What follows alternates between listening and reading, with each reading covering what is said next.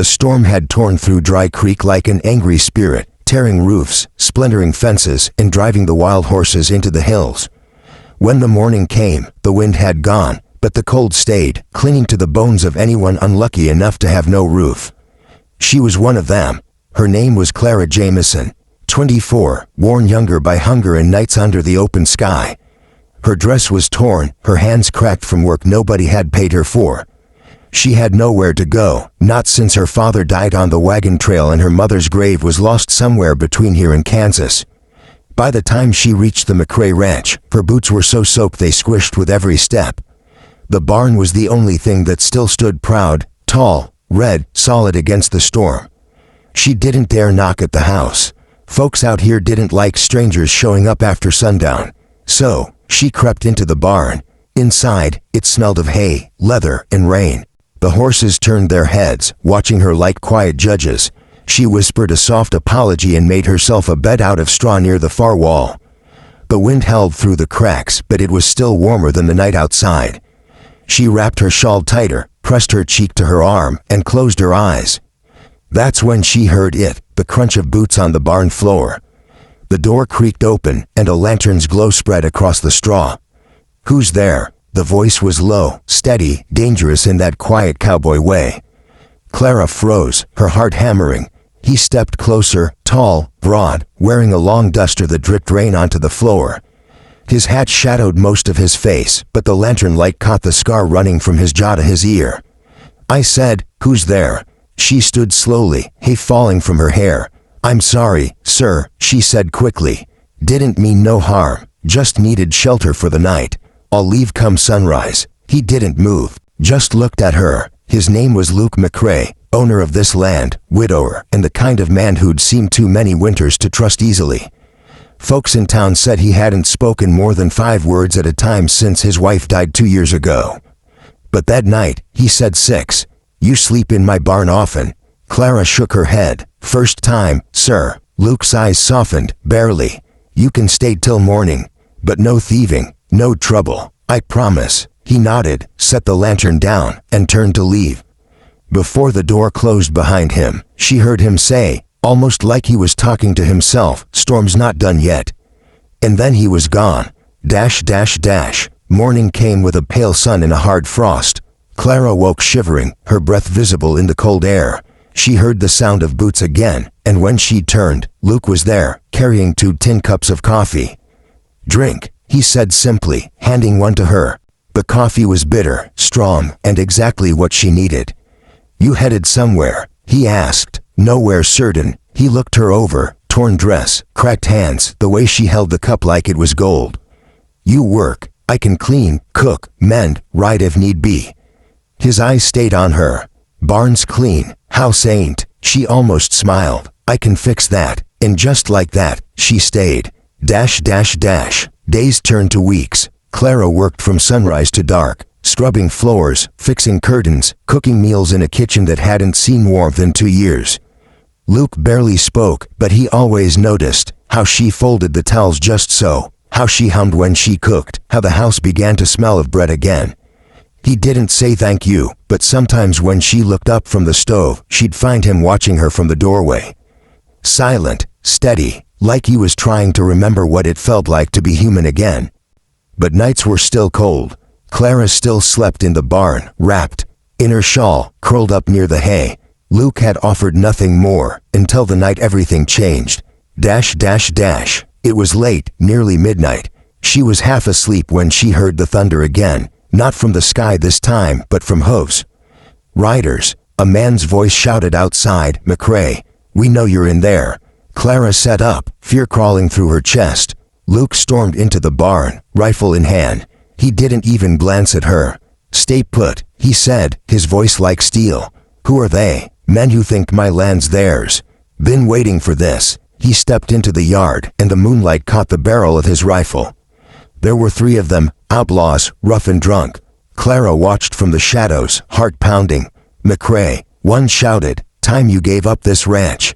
Ain't no woman left to make it worth keeping." Luke fired first. The echo tore through the night. Chaos followed, gunfire, shouting, the smell of smoke as one of the men threw a torch toward the barn. Fire. Clara screamed. The flames caught the dry straw fast. She ran to grab buckets, but the blaze was faster. Luke turned when he heard her cry. He dropped his rifle and ran straight into the burning barn. "Luke," she shouted, coughing through the smoke. He grabbed her by the arm. "Out," she fought him. "The horses. Leave them." "I can't." She broke free and ran toward the stalls. He swore under his breath and followed, covering her with his coat as they led the terrified horses out. The fire roared behind them, sparks raining down. When it was finally over, the barn was gone. Ashes, smoke, the smell of loss. They stood together in the cold night, faces blackened with soot, breathing hard. Clara looked at the burned remains. "I'm sorry, Luke. I should have stayed out." He turned to her then, eyes dark but not angry. "You risked your life for what's mine. I just couldn't watch it burn." He looked down, jaw tightening. "You got nowhere to sleep now." She gave a small, tired laugh. "Never had much of a place anyway." There was a pause. Then, quietly, so quiet she almost thought she imagined it, he said, "The bed's big enough for two." She froze. He looked away immediately, like the words had escaped without his permission. "Luke, I don't read more into it," he muttered. "Just a place to sleep. Nothing else." But when she followed him to the house, her heart was hammering so hard she could barely breathe. His room smelled faintly of cedar and old paper. The bed was wide, one side untouched for years. He gave her a blanket and turned away while she sat on the edge. "I can take the floor," she said softly. He shook his head. "You earned better than that." They lay down, him stiff and silent on his side, her turned away, staring at the window where the moonlight spilled through. Minutes passed. The quiet was thick enough to choke on. Then she whispered, "You really haven't spoken to anyone much, have you?" "No reason to. You think that's living?" He didn't answer. After a moment, she said, "Your wife, what happened?" His voice was hoarse. "Fever. 2 winters ago." "I'm sorry." He turned his head slightly. "You talk too much." She smiled in the dark. "Someone's got to." For the first time, he almost laughed. Days after the fire, they rebuilt together. He cut the timber, she held the nails. He didn't ask her to stay, but he didn't tell her to go either. The townsfolk started talking. "McRae's got a girl living with him now," they whispered. "Barn burned down, now she's in his house." Luke ignored them, but Clara heard every word. One morning, she packed her small bag. "I should go," she said, standing in the doorway. "People talk too much." He didn't look up from fixing the fence.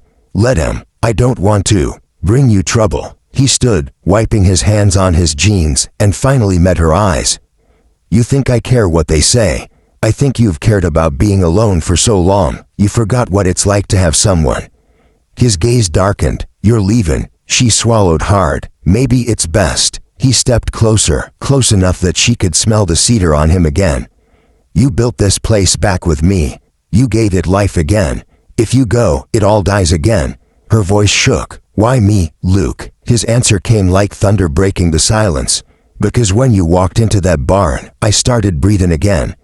She stared, tears stinging her eyes. "Say it again." He did, slowly. "You're home, Clara. She stayed. The weeks turned golden with summer.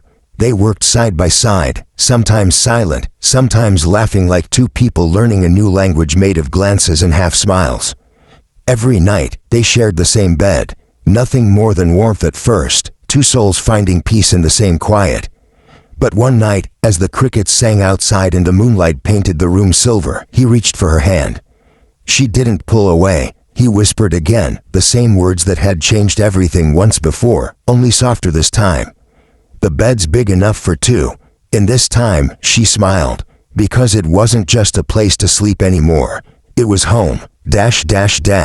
Years later, folks still whispered about Luke McRae and the girl who came from nowhere. Some said she was a drifter. Some said she bewitched him. But those who visited the ranch saw something else. A man who smiled again, a woman who laughed by his side, and a home rebuilt from ashes and silence. Sometimes, when the wind blew cold through Dry Creek, folks passing by swore they could hear a faint voice from the porch, soft as a prayer. "Storm's not done yet," the man would say, and a woman's voice would answer, calm and warm, "Then we'll face it together."